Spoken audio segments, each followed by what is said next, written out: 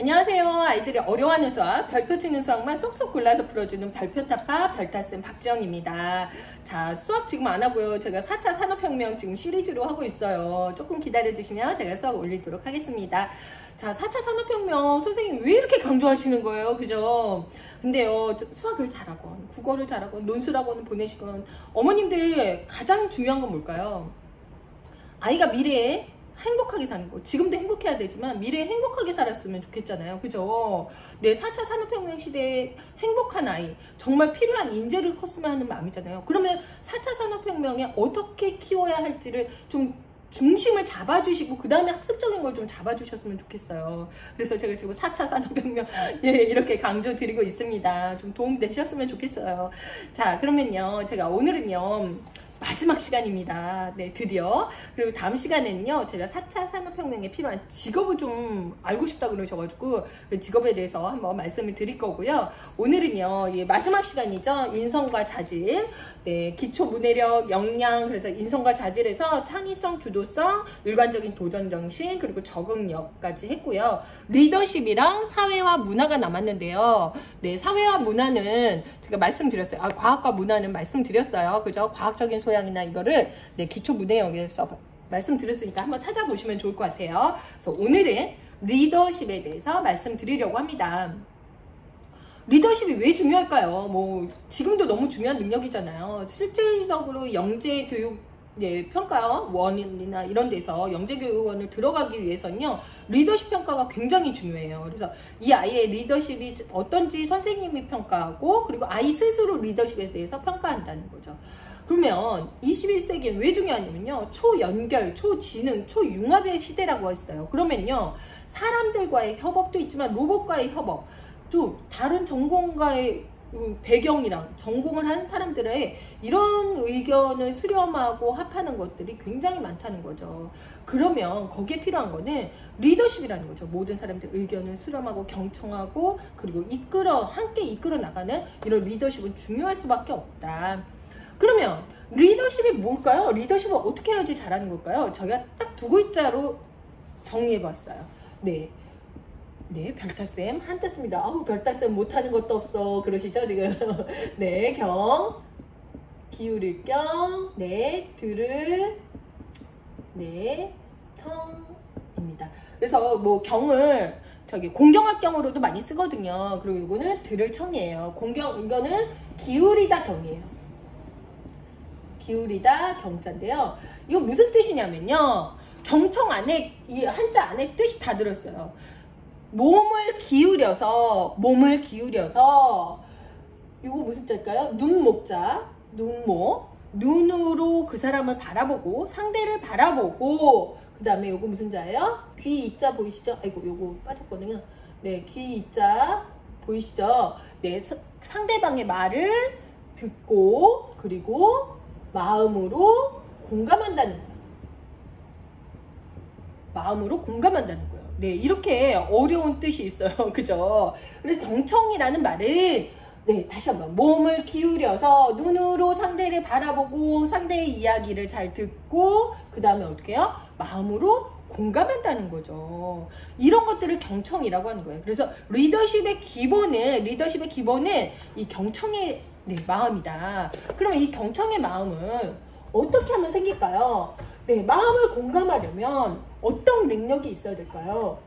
네, 그거는 바로 인성이라고 생각해요. 그래서 인성교육이 우리 아이에게 지금 굉장히 중요하다라고 말씀드리는 거예요. 지식교육은요, 학원에서도 하고요, 학교에서도 하고요, 네, 온라인 학습으로도 하고요. 근데 너무나 많이 할 수 있어요. 근데 인성교육을 해줄 수 있는 사람은 부모님뿐이 없다는 거죠. 그래서 부모님이 어떻게 인성교육을 해야 될지를 잘 고민을 해주셔야 돼요. 그래서 인성교육을 어떻게 하느냐, 교육부에서 딱 지침이 내려왔어요. 네, 교육부에서 이야기를 했어요. 아이를 정직하고, 약속을 잘 지키고, 네, 용서를 잘하고, 네, 그리고 소통과 협동을 잘하고,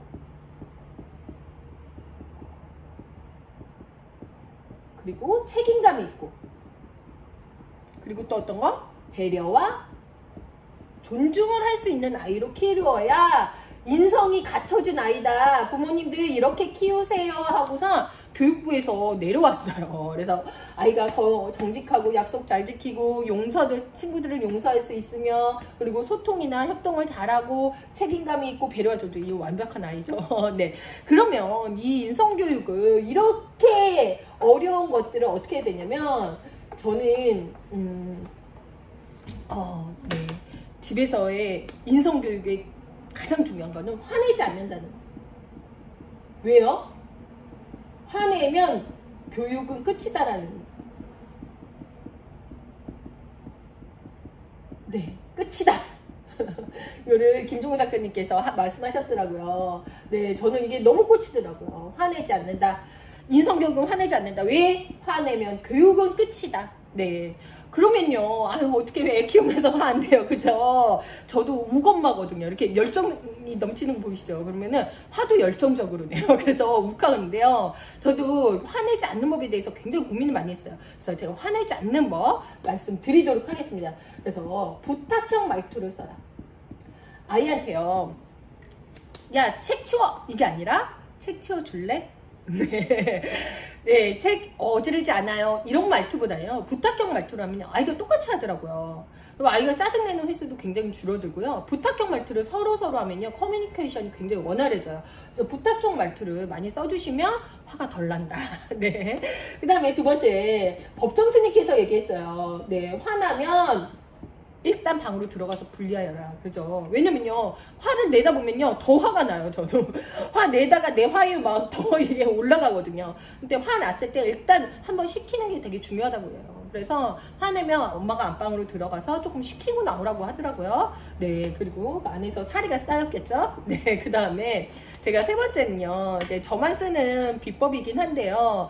네, 화내지 않으려고 하는 방법이에요. 그러니까 화났을 때 뭔가 아이한테 막 이렇게 하는 거는 조금 나중에 해주셔도 되고, 아이한테 너가 잘못하면 저는 이 마음이 예뻐지는 동시 쓰기를 시키거든요. 네, 그래서 잘못하면 너무 잘못했을 때 3개 써요. 네, 그래서 뭐 거의 매일 쓰는 것 같아요. 그죠? 되게 많이 썼죠. 네, 이렇게 많이 잘못을 했어요. 네, 그래서 마음이 예뻐지는 동시 쓰고 오세요. 오늘 잘못한 것 같아요. 그러면 일단 얘도 쓰면서 마음에 정리를 하고, 저도 뭐라고 얘기해야 될지를 저도 약간 정리를 하는 것 같아요.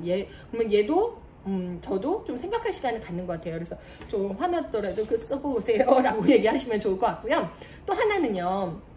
이거는 제가 이제 저희 집에서 쓰는 건데요. 제가 책 보고서 너무 좋아서 지금 하고 있는데요. 칭찬 노트예요. 그래서 아이들이 이렇게 사람들이 잘 다니는 공간에요. 칭찬 노트를 아이마다 이제 놔두세요. 그래서 칭찬할 내용이 있으면 여기다 적어주시고 서로 적는 거예요. 그래서 적어주시고 그거를 한 달에 한 번씩 읽어요. 저희 집은 말일날 읽거든요. 매월 말일날 저녁에는 칭찬 노트를 같이 읽는데요. 굉장히 아이들 좋아하더라고요. 제가 하나 이제 읽어보면요. 6월 1일 민소리가 장난감을 양보했다. 이거 이제 언니가 쓰는 거예요. 그죠? 그리고 6월 2일 이건 제가 썼어요. 아침에 스스로 일어났다. 그리고 배꼽 인사를 했다. 인사 잘 안 해요. 그리고 편식 많이 하는데 콩나물 무침을 많이 먹었다 라고 썼어요. 근데 또 6월 3일에는요 아빠가 아빠에게 초콜릿을 줬다. 이거 아빠가 줬네요. 아빠가 적었네요. 이런 식으로 아이들마다 좀 칭찬 노트를 해주시면요, 아이가 콩나물 무침 안 먹다가도 나 이거 콩나물 무침 먹을까? 언니한테 양보하니까 이런 칭찬받는 기쁨이 있네. 그래서 이렇게 쭉 적어주시면 의외로 되게 자존감, 자기 존중감도 되게 높아지거든요. 그래서 저는 칭찬 노트 한번 좀 활용해 보시면 좋을 것 같아요. 그 다음에 인성교육, 이게 끝장판이죠. 감사기도, 네, 감사일기. 저도 어디 굉장히 많이 들었어요. 오프라 윈프리 뭐 감사일기 너무 좋은 거, 회복 탄력성에도 좋고 막 하는데요. 그 하루에 이렇게 감사일기 이렇게 끝에 적는 게 사실은 제가 약간 귀차니즘이 있어서 힘들더라고요. 근데 잠자리 동안에 저희는 습관이 됐잖아요. 다 읽어주시잖아요. 근데 잠자리 동안 딱 읽고 나서 네, 감사 기도라고 해서 그냥 잠자리 감사라고 하거든요. 저는요. 잠자리 감사 이제 한번 해보자 그러면요. 아이들이 하나씩 오늘 감사했던 얘기를 얘기해요. 근데 물론 감사 얘기로 적어주는 게 가장 좋지만 그게 좀 실천이 힘든 집을 저처럼 이렇게 잠자리 감사 해주시면 좋을 것 같아요. 네. 잠자리 감사해서 오늘은 뭐 언니가 인형을 양보해줘서 너무 감사했어요. 이런 식으로 얘기한다 그러면 굉장히 훈훈하게 잠잘 수 있는데요. 이 감사기도나 감사일기가 좋은 이유가 뭐냐면요. 오늘 저녁에 내가 감사한 일을 얘기해야 돼서 아침에 딱 일어나면서부터 감사한 일을 찾는데요. 감사한 일을 찾다 보니까 별거 아닌 일도 되게 감사하게 된다는, 되게 긍정적으로 변한다는 그런 이렇게 효과가 있더라고요. 그래서 뭐 이런 것들이 여러 가지 있지만 제가 뭐 이렇게 이야기 드리고 싶은 거는요, 감사기도 같은 거 꼭 한번 해보시면 좋을 것 같아요. 네, 가장 좋은 건 뭐 감사일기예요. 그죠? 네. 그래서 아이들이 이런 것들을 뭐 화내면 결국 끝이다 라는 되게 무서운 말이지만요, 그래도 이렇게 화를 누를 수 있는 방법을 좀 서로 생각해내면 좋지 않을까 싶습니다. 자, 오늘까지 해서 21세기 우리 아이들이 행복해지는 비결에 대해서 말씀드렸는데요. 저도 너무 어려워요. 그죠? 욱한 엄마라서 저도 이렇게 또 강의하면서 실천해 나가도록 하겠습니다. 네, 그럼 별표 타파!